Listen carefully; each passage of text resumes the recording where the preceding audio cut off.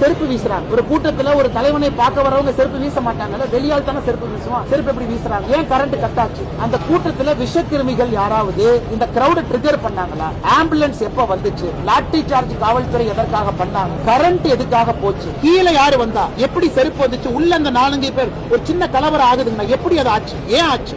அதை கண்டுபிடிக்கணும். அதை கண்டுபிடிச்சா தான் அந்த கிரௌட் எப்படி ட்ரிகர் ஆனாங்கன்னு நம்ம பார்க்கணும்னா, இதெல்லாம் கூட சிபிஐ பண்ணி ஒரு என்கொயரி பண்ணி முதலும் கடைசியுமாக தமிழ்நாட்டில் வேற எங்கேயும் இது நடக்காது. விஜய் அவர்கள் கூட்டத்தில் பேசிட்டு இருக்கும்போது இடையில ஆம்புலன்ஸ் வருது. அப்போ அவர் இவ்வளவு ஆம்புலன்ஸ் எதுக்கு வருது இதெல்லாம் மிகப்பெரிய சந்தேகத்தை இருக்கு.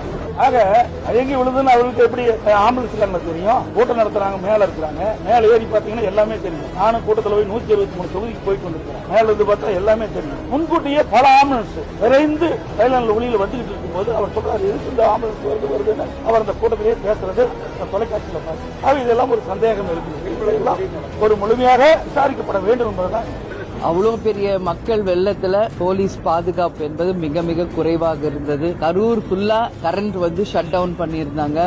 ஆம்புலன்ஸ் அவ்வளோ கூட்டத்துக்கு நடுவுல ஆம்புலன்ஸ் வந்த பிறகுதான் இவ்வளவு பிரச்சனையும் ஆச்சு. இது எல்லாமே இருக்குங்க.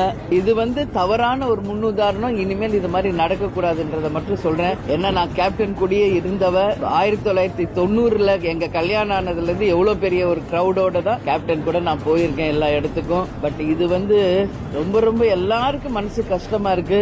மின்தடை ஏற்பட்டது என்று சொன்னார்கள். இதெல்லாம் வருகின்ற செய்திகள் உடனடியாக விசாரணை நடத்தி இதற்கு பிறகு சம்பவங்கள், இது போன்ற சம்பவங்கள் நடைபெறக்கூடாது. இந்த நேரத்தில் யாரும் நான் குறை சொல்லல, நான் குற்றம் சொல்லல, யாரும் குற்றம் சொல்லல. நான் நேற்று முன்தினம் நான் திருச்சியில கூட்டம் நான் போறதுக்கு முன்னாடி எங்க பார்த்தா யாரோ வேண்டும் என்று அந்த மின் கம்பியில ஒரு கம்பியை வீசி மின்தடை ஏற்படுத்தினார்கள்.